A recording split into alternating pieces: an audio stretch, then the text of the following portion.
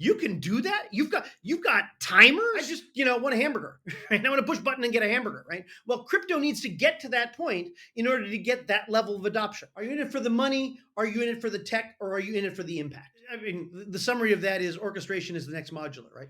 Modular creates the interesting world. Orchestration lets you solve it.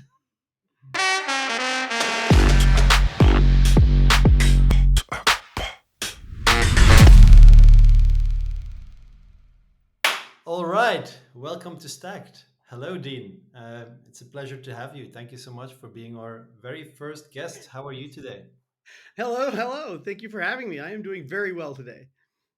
That I have is my coffee, beautiful. my water, and sunshine. What time is it there now? Where you are? It is 8 a.m. 8 a.m. Early for you. Thank you so much for waking up early. I know it's not easy with being in different time zones, but maybe to dive in like straight away, Dean. Like, did you see our very first episode, episode 0? We did actually a small intro episode. I was curious. Did you see that? I did not see episode 0 yet. Yet. Yes, that's no offense taken. I'll tell you that much. No, we're very glad to have you here. It's an honor to have you as a very first guest. Um, how does it feel to be the first guest on a podcast? Like, have you ever been a first guest on a new podcast? I have not, so it's terrifying. None of us know what to expect. No, it's not terrifying. I'm looking forward to it. I thank you. I'm very honored to be the first guest on the podcast and set a good low bar so everyone else can come here and enjoy themselves. No, I was gonna say the exact opposite. That the bar is gonna be set so high now. Others are gonna have a problem. But no, looking forward to this one. I think we've been speaking to Dean and the Agoric team for a very long time now, working very closely with you guys. So very excited to talk about everything, but most importantly, orchestration. That's something I watched the talk that you gave at I think Eat Denver. It was an interesting one. Definitely looking forward to talk more about it, dive deeper into orchestration, and see what's next for Agoric. So yeah, happy to jump right in. Sure. Absolutely.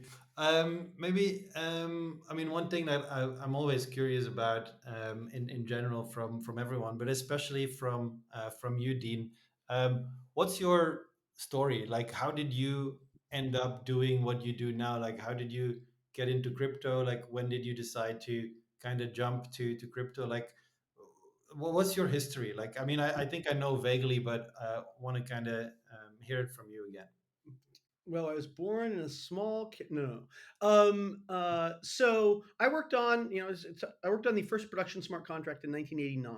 So, and I was a cypherpunk in around, sort of starting in around that area, and I already had been working on secure distributed systems, programming language for and design patterns and that sort of stuff for secure distributed systems at Xerox PARC as an intern and so did some early stuff where smart contracts are right software enforcing the terms of a contract like arrangement right, between third parties, and so that's sort of the fundamental thing about not blockchain, right? A lot of people think it's about blockchain. No, it's about that software in the middle enabling strangers to cooperate because it's enforcing the rules of the engagement. And so eBay, PayPal, Venmo, Airbnb, Uber, Lyft, high frequency trading, all of those are things that have enabled literally billions of strangers to cooperate with each other in ways they could not have before there were networks. And so that idea of smart contracts and smart contract businesses was one of the ideas of how does the internet change the world for us, and lo, it has. Right. And so it was always very exciting to me as to how does software enable people and groups to be more productive, to produce more value, to be able to do more of what we want to do more easily because software and computers help us and networks help us. And so that's just been my motivation for a long time now, and so this was sort of a natural extension of it. My gig prior to Agoric was a multi-billion-dollar payment instrument in the U.S. Converting paper checks, of which there are, at the time, banks would process 20 billion pieces of paper every year for $30 trillion, right? That's a a 30 trillion here, 30 trillion there. Pretty soon you're talking real money, right? And it was the last payment instrument that was not electronic. And so everything before that, from ACH and file transfers and money transfers to credit cards had a paper slip. Checks were sort of the last bastion of that, and getting rid of that meant that they could do all sorts of nice things. That was my previous gig, and I was done with that. It was off and running, and I was looking for the next thing to do. Right around the time that all of the 2017 ETH contract hacks, like the DAO bug and that sort of thing, now legendary bugs where the security experts that created ETH, wrote a smart contract and lost $30 million. So they fixed it and lost another $30 million, right? And this was when a loss of $30 million, was significant in this area. Since then, to a first approximation, the security hazards and the architecture of ETH have led to 10 billion in losses. So it's gotten somewhat worse. But that was bad enough at the time. So Zuko of Zcash knew that myself, Mark Miller, and a few others had been doing smart contracts pre-blockchain for a long time, and had thought about it and written papers and done architecture and deployed systems based on how to build extensible smart contract infrastructures, and had a different way of approaching it. So he got together a panel of folks to talk about whether that way would be valuable. And Arthur Brightman of Tezos was on the panel. Zuko, Brian Warner, who'd been on the security audit for Ethereum, Markham, et cetera, a few others, were on this panel. And the outcome of the panel ended up happening right when Tezos was doing its fundraise, right? They were doing, and so from the beginning to the end, Arthur there knew this was happening in the background, and his value went up by, $20 or $30 million. So because Tezos was an amazing fundraise. So the outcome of that was, yes, this looks like a good idea.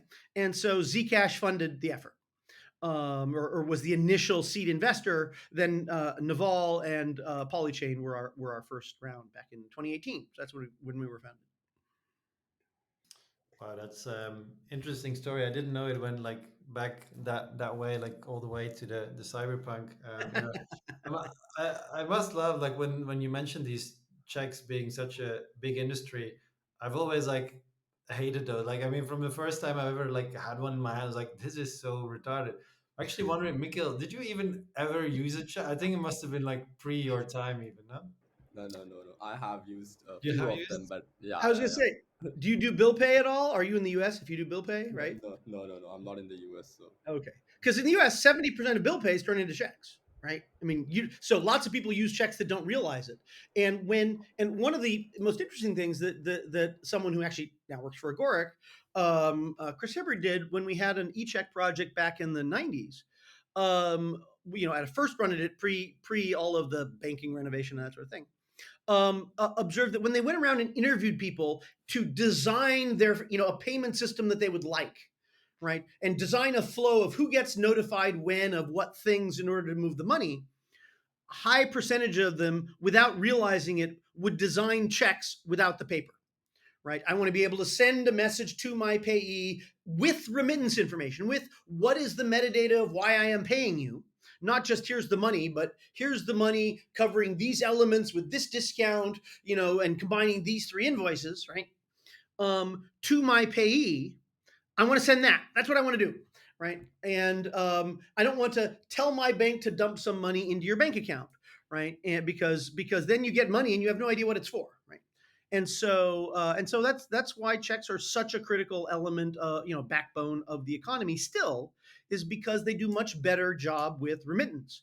One of the things that crypto needs to do better at is the job with remittance, right? If I'm going to pay for millions of dollars of shipments, or tens of millions of dollars, what happens is people combine payments, they change payments, I invoice, three things for different numbers. You end up paying me something that is not the sum of any combination of those three things, because one of them was damaged, one of them was returned, one of them had a discount, all that sort of stuff. And now you send me money and I've got to figure out what I just got paid for as a business. that turns out to be hard. That turns out to be something that people in the payments industry spend a lot of energy on. And it's something that as crypto moves into mainstream, it must spend a lot of effort on in order to get that right. And it can. It's in a great position to do a better job. But turns out nothing else is in a good position to do a better job than Cheques, except crypto. Yeah, that is so true. I mean, I do agree with that, and I think there's still a long way to go. But I think that's also why we're here. I think maybe not specifically on this topic of how do we figure out a better way to do checks on like on No, crypto. no, no. I don't. I Um, want to do I want to do smart contracts. no, but before we like truly dive into like the details of Agoric and like orchestration and things like that, maybe to take one step back actually and kind of talk more generic on your experience so far, like in the industry, like with podcasts, like because again for us this is the very first podcast. It's called Stack because we want to stack a lot of things. We want to stack knowledge, we want to stack yields, we want to stack a lot of other things. And basically, one thing we will like to know from you whether we can gain some, absorb some knowledge and experience or best practices from previous podcasts. Like, what's the absolute best podcast you've done before, and why? What's the worst you've done before, and why? Like, what would be some like of the hints you have for us, like going into this journey of recording a new podcast and making sure the quality kind of keeps increasing. So I don't know. I don't have a sense of what would be the worst podcast because they're all kind of different and they have different audiences and they appeal to different people. So to me, part of it is find your voice, and have something that isn't trying to be all things to all people, but rather is an important thing to you, and then there's a community out there that will find it important. If we're going to dig into technical details, you're going to get a technical audience, and if you then come in with a fluff episode, those people are going to like, if it is flavor of the month and about the most recent happenings, then it will be stale in 6 weeks or 6 months or whatever it is, right? If it is about, people's history, that's interesting, and people I have found like it, and the podcasts that dig in and ask interesting questions or build on it, as opposed to ask you a question here, ask you a question there, those end up telling about a more interesting story, even if it's only one of the many stories people can tell. Have them back and have them tell another story. Right? So that's been my experience. The ones that are engaging is where the hosts actually want the story and they have something to, it resonates with them. They ask, they dig in, they relate it to what's going on, that sort of thing. I'll remember that. Dare to ask follow-up questions. Otherwise, you just get the standard answer and Yeah. you don't get anywhere. Understood. Yeah, if all you're getting is the shill answers, it's not an interesting podcast to me. There are key opinion leaders, right? That all they're doing is the shill answers. Dean, you guys are working on something very unique. We haven't heard a lot of people doing this. It's called orchestration.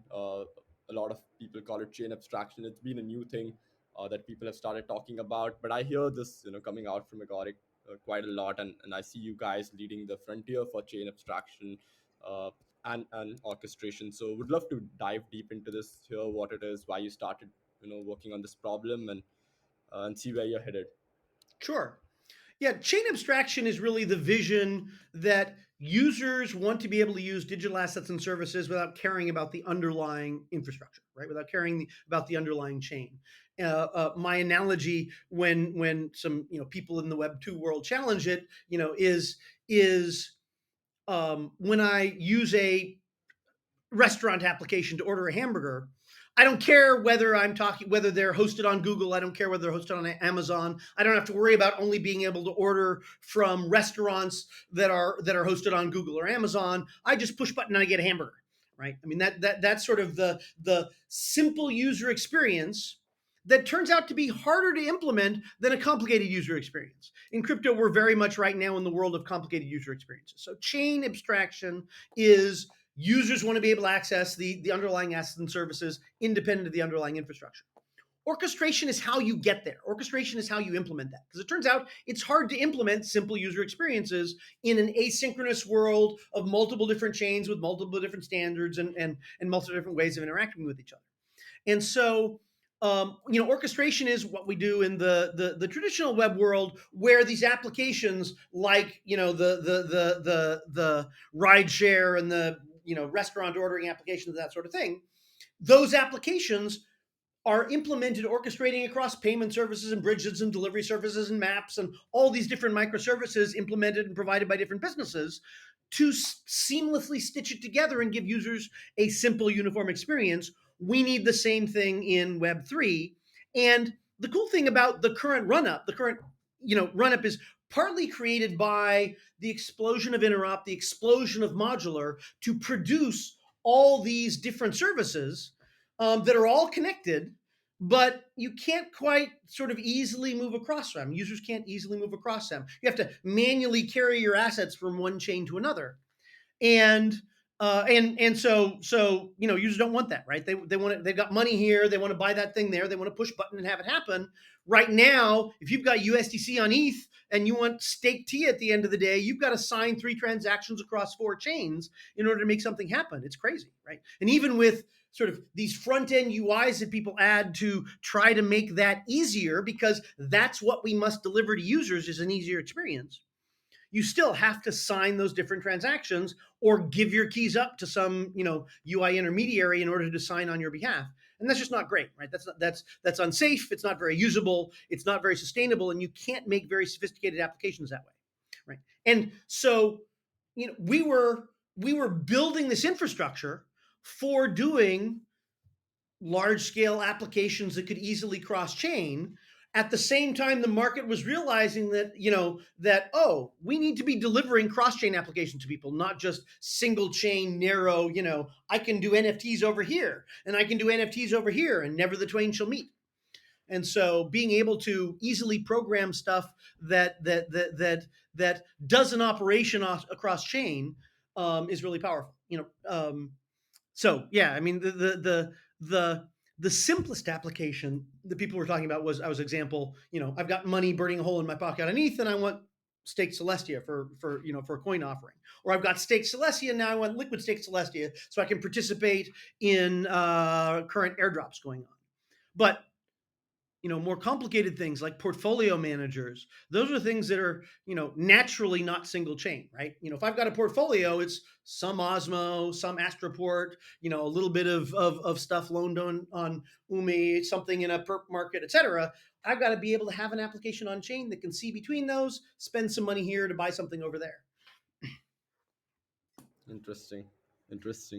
I think that makes a lot of sense also because the current situation, let's say within just Cosmos, for example, right? It's a lot of applications independently operating.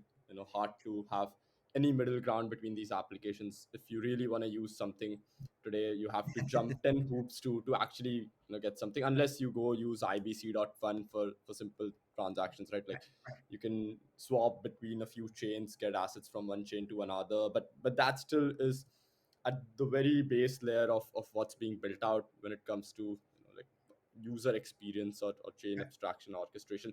I think I remember having seen a tweet by Sam Hartz. I don't remember what the tweet was exactly, but he talked about the limitations of IBC when building orchestration. I think it is somebody from Agoric who was talking about orchestration, and Sam mentioned that with the current limitations of IBC, orchestration would be quite complicated to build out. So actually, I want to double click on the complications of building something like orchestration in the current context. Orchestration is the activity to me of coordinating all these asynchronous things. So IBC Fun and a lot of what Skip is doing is orchestration. It's just very limited because you have to do it off chain.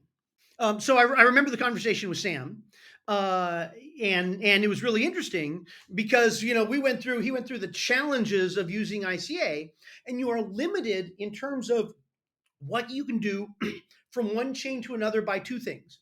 What surfaces does it expose over ICA, right? What operations does it enable you to do? So if right now in DYDX, you can do staking, but you can't do anything else, for example. I mean, maybe you can do others, but you can't do funds transfer. You can't do offboarding of funds, that sort of thing. Or maybe you can do transfer, but you can't do staking, whatever it is. And so you're limited by that.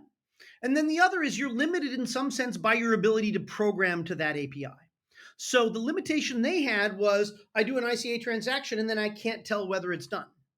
But in the orchestration API, I do a transaction. I expect it to take 10 minutes. I set a timer for 10 minutes, and then I go back and I do ICQ to see whether it's finished. Oh, it's not finished yet. Let me now wait 30 seconds and try again. Okay, let's wait a minute. You can automate this process with actual rich programming things that we know how to do from decades of building large-scale asynchronous systems to do, efficient polling or back off or notifications or what have you. So you just have a much richer environment to be able to cope with the low levels of functionality that are exposed from chains over ICA and ICQ in the IBC world, over GMP, over Hyperlane, over Wormhole, what have you, and being able to take those and provide those services in the same in the single context of a program is really powerful. And being able to do that and build abstractions to paper over the any fragilities in what ICA offers lets us program at a high level now and realize, okay, right now we're doing a lot of shenanigans to poll to see whether it's done. Wouldn't it be easier if it just told us, right? Notifications in an asynchronous systems are much more powerful, much more valuable, and are something you can upgrade to. And so by having a orchestration API that says, undelegate and wait for the undelegation to happen. When it finishes, go on to do the next thing. And right now that's implemented in terms of, all right, undelegate, wait 21 days, see if the undelegation has happened, 10 minutes. Okay, it's happened now. You can continue. We can implement that right now using, messages and timers. But in the future, when I can get a notification, I can get rid of that crap. The client's API is still undelegate and wait for it to finish, but now underneath the covers, IBC raises the bar and makes it much more efficient to coordinate that stuff between chains in a nice way that allows seamless interaction and seamless operation of contracts that we're already using an orchestration API to accomplish that. Like the way you talk about it, Dean, like it sounds like very passionate and like very in a way like tech focused. Often in crypto, I think I sometimes hear the question like, are you in it for the tech or are you in it for the money? And I have a feeling that for you, like you're truly in this for the tech, right? Like, I mean, the tech seems to be like a very like big driver for like what you guys are trying to build. Um, I see like you mentioning like real life use cases like ordering a hamburger. Is that also like your belief that like Web3 adoption, and then hopefully like by like the success of Agoric, I would say, kind of becomes more like used in a way that like it's more day-to-day use cases? Because currently what I see in crypto, like most of it is very finance driven, very like in a way gambling or casino type of thing, sometimes, or finance. I think it's kind of those two. But are you saying that like your vision for what you guys are building is really enabling a lot of like real life world cases, things like Yeah. that? So I would start by saying I think there's three things that people should ask what you're in it for. And that's one of the most important changes we need to make sure is prevalent in crypto. Are you in it for the money? Are you in it for the tech? Or are you in it for the impact? Right? And I'm in it for the impact, right? This is the infrastructure for next generation computing, right? Blockchain lets you execute with a level of integrity of execution where you can rely on what the code is doing and no one can tamper with it. Not an organization, not a person, not a regime, right? That is fundamental to our vision, is enabling, is software to enable more cooperation among humans in a way that these third parties can't interfere, right? And so, and my term for that is, I want millions of programmers to be able to enable billions of users to use Web3 for everyday use cases. right? And that means you've got to reach programmers where they're at, where they can build this stuff in JavaScript. And that means you've got to be doing applications that mainstream, solving applications, solving problems that normal people care about in their everyday lives, right? And, people care about payment. So if it was only a replacement for payments, that's still obviously, $30 trillion or $80 trillion, whatever it is a year. If you could just do payments better. But if you could do bill of lading for freight, right? Shipments, every shipments go along and here's what's supposed to be delivered where, and here's the custom duties and here's who inspect and all that sort of stuff, right? The World Economic Forum estimated that if you could get chain of custody for freight onto a blockchain, you would improve world trade by 5% and world GDP by 15%, or maybe it's the other way around, right? And so these impacts of the technology are perhaps may still take decades, but the ability to enable strangers to cooperate better in an infrastructure that's higher integrity is world changing, is economy changing, and that's the impact that I'm interested in. And obviously I'm a technologist to do that, right? My, cypherpunks write code. My solution to problems is, can I write code to help solve it? Right? You can't always, right? A lot of problems are people problems, right? But if I can write code to help solve it, by gosh, I would much rather do that than go politically argue for it, right? And so Web3 is a mechanism to write code to enable people to cooperate better and produce a higher integrity, more cooperative world. The fact that we'll all make a lot of money on the way, yes, that's also very good, right? So I'm motivated by all three. That's a beautiful answer. I think very well put. I hear you mention people problems. I love to talk about people problems because I know like it's everything is either a people problem or it's not. And curious to hear about your experience. Maybe, I mean, without going into details or examples, like tell me more. Like, how much do you like the people aspect of things when it comes to crypto? Obviously, crypto is very international, very like a lot of travel. Sometimes it's like a kind of a world circus that goes around. Like I think Dean, we've met. I've met you more, I think, in the last couple of years than I've seen my mom actually. So is that a part that you like, the people part, Oh, or yeah. is it a part that you would do away with if you could just code? Well, okay. So there are certainly people parts that I would be happy to do away with and dig in and code, right? I have zero interest in the drama, right? People talk about drama per second. I have zero interest in the drama, right? There's a lot of smart people in the industry. I like working with smart people on hard problems. I like coordinating and working with a team to accomplish something. I have zero interest in pandering to egos.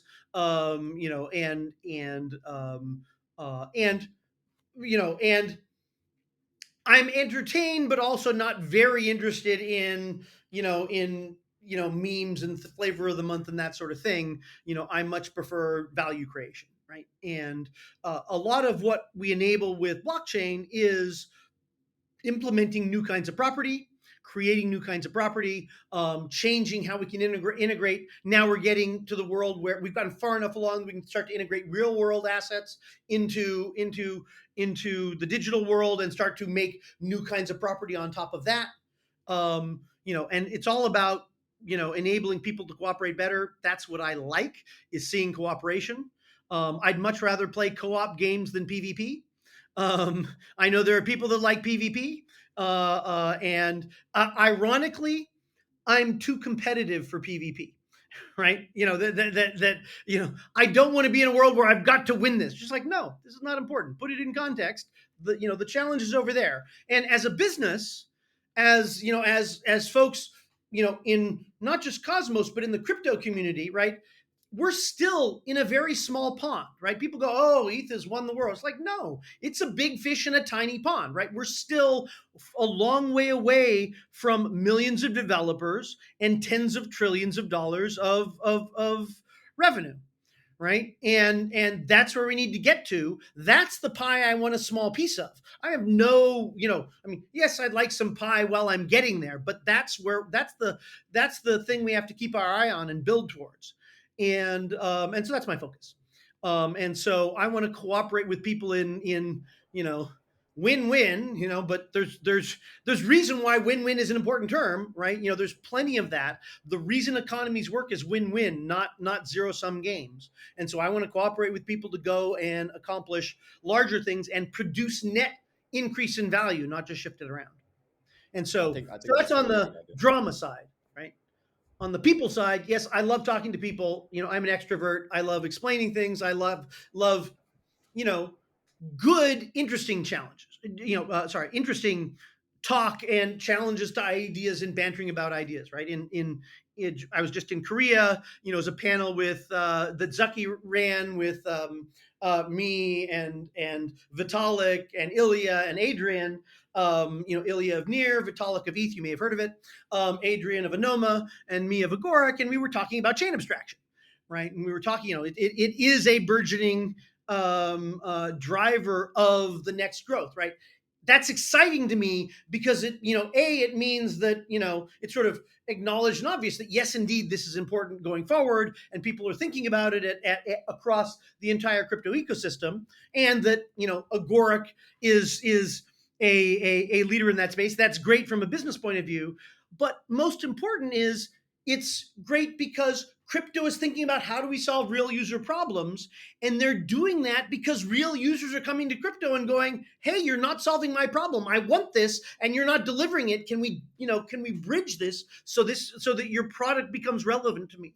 And so to me, that is the most important thing in the next bull market, is that, that people on the mainstream and use side are seeing that this stuff could make a difference to us, and people on the crypto side are saying, oh, there are customers there, and we're now hearing what they want, and we're now hearing what we need to solve their problem for them to actually be able to use it. How do we do that? Right? How do we achieve that? People are chewing that up from all angles, and for much of the way that people will achieve it, it's going to be orchestration. I think there's a lot of clarity in that answer. I can definitely sense that clarity, the way you put it. So, if I have to maybe think about how you think about, let's say, agoric orchestration, your vision, it's more around the idea of solving for a real world problem, which is, oh, people come in to use these applications. There's like so many chains today, thousands, maybe if not more. I'm guessing it's more right now, but let's say, hundreds of chains, 500 chains today. Every chain offers something different. Users want to use all these different chains for different reasons. You want to make sure that they can use it in the easiest possible way. And once people start seeing agoric being a front runner or a leader in that space, where okay, I've solved for a big problem, the new developers, because you mentioned the pie is big enough, a lot of people say, oh, Ethereum has won.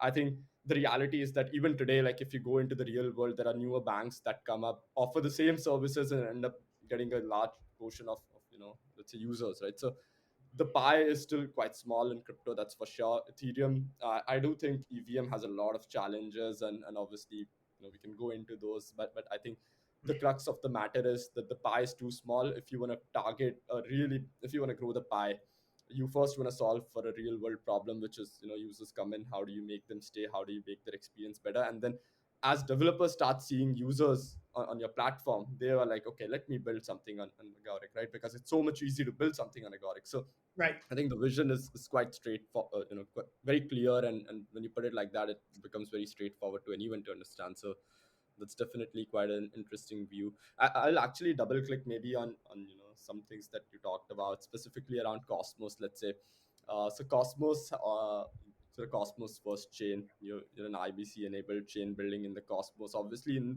the context of the market where we are today, which is okay, let's build in a particular ecosystem. As developers, you don't go ahead and say, okay, because I'm a JavaScript developer, I'm going to go build an agoric. You also weigh in your options, because you're like, okay, if I build on this platform, I get the most amount of visibility, I get the best chance of raising capital, I get the best chance of finding people who are going to use my applications, are going to have the best chance to launch a token that's going to be successful.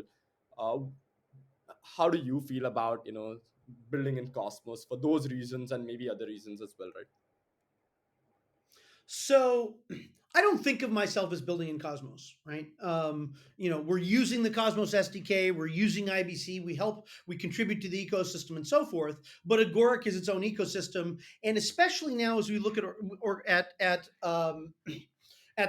orchestration as a narrative, orchestration as a direction, especially now.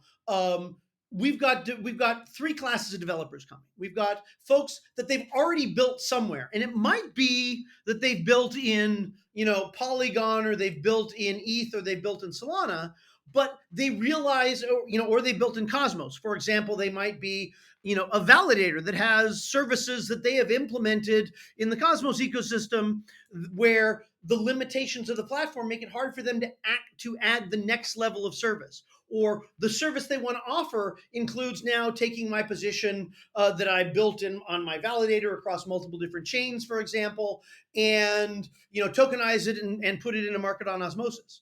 And right now they have to throw their user over to the Osmosis app in order to do the Osmosis thing, instead of being able to write an application that focuses on the service they're providing, reaches out and uses Osmosis appropriately, but doesn't leave their application, right? To be able to do that scenario on chain, they need to be able to do cross-chain programming, and that's hard.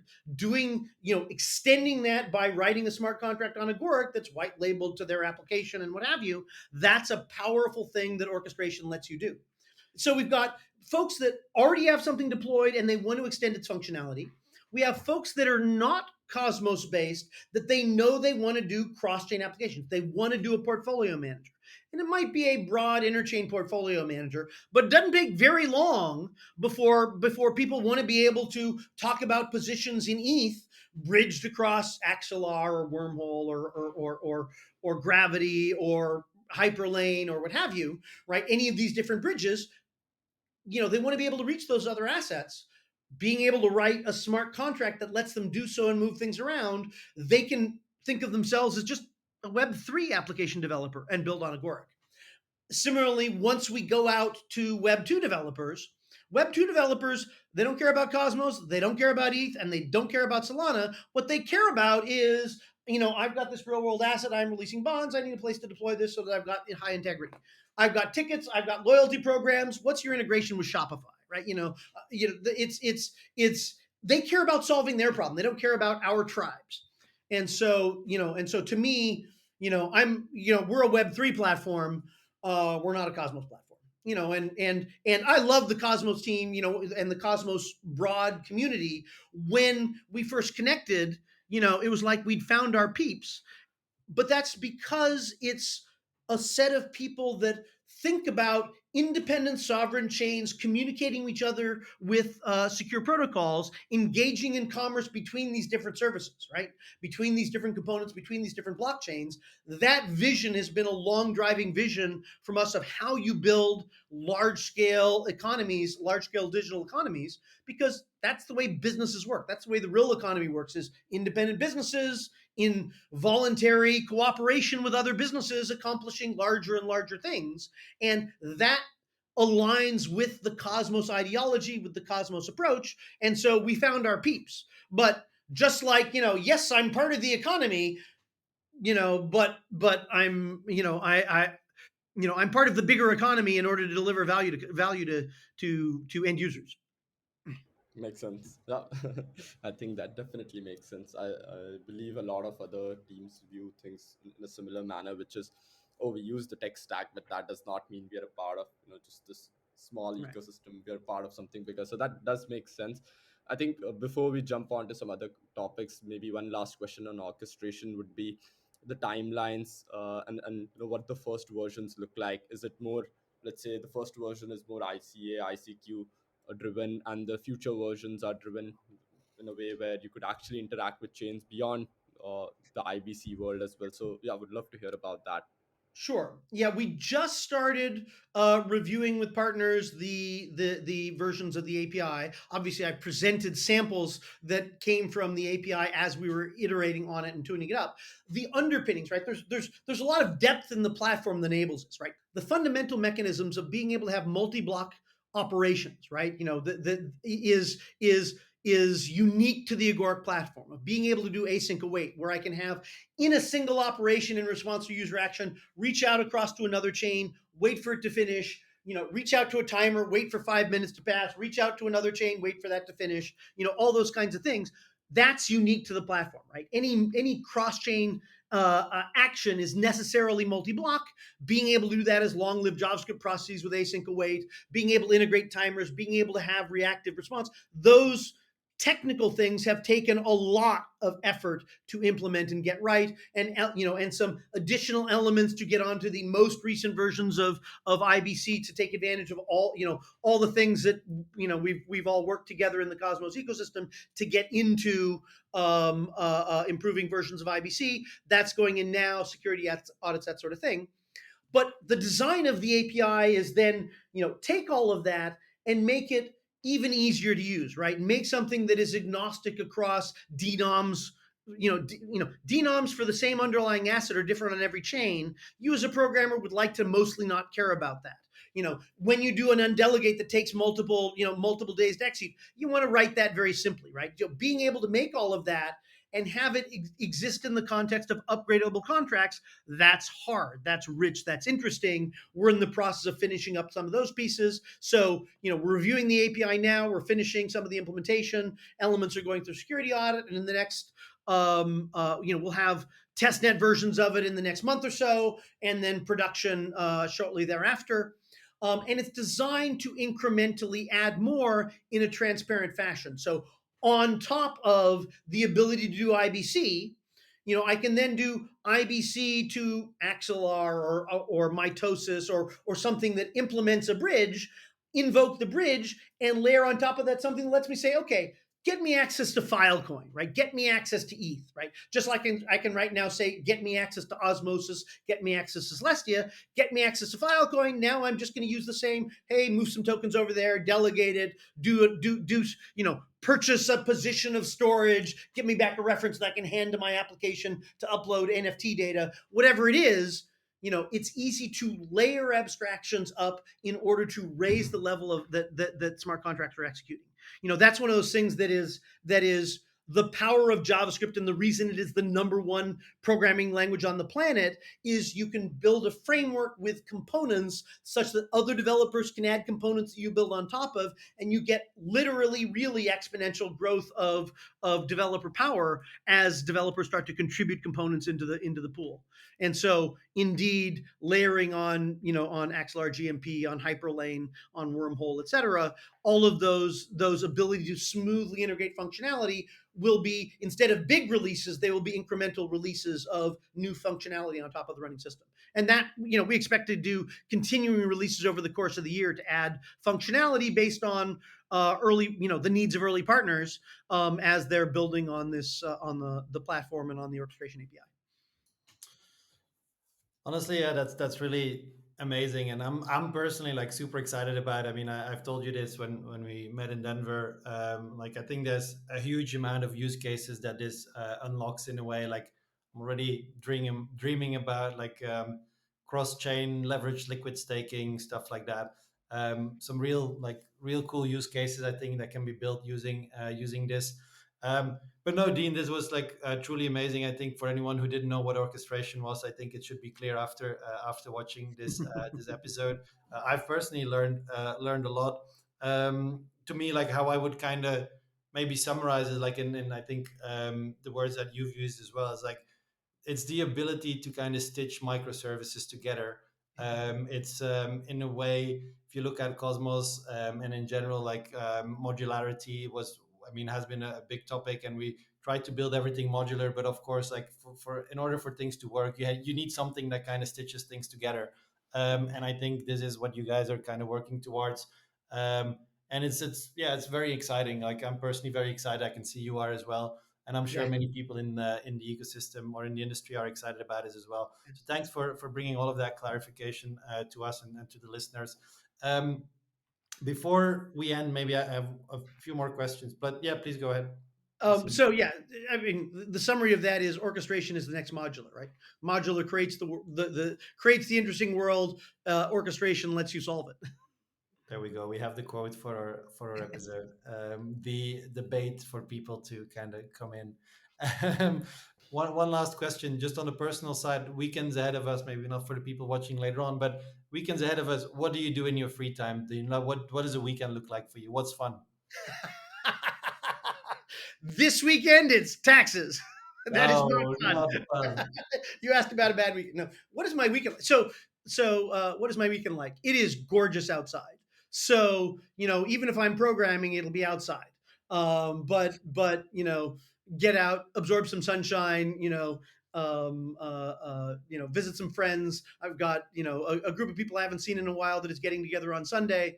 The of folks that I worked on in the cypherpunk days, in the hypertext days. So that'll be fun.